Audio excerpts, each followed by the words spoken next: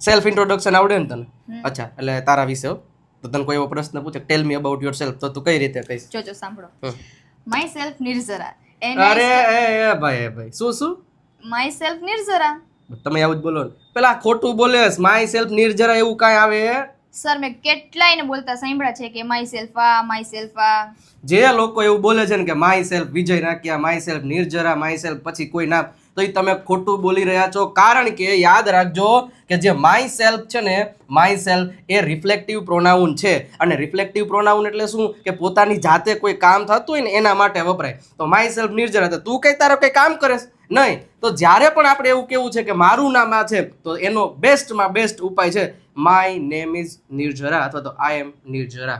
Sir આ બધી ભૂલ મારતી બહુ થાય, પણ આ ભૂલ ન કરવી હોય તો એના માટે હે ને આરી દેવ સત્ય બુક, બરોબર, આમાં તને બધા નિયમો આપ્યા છે.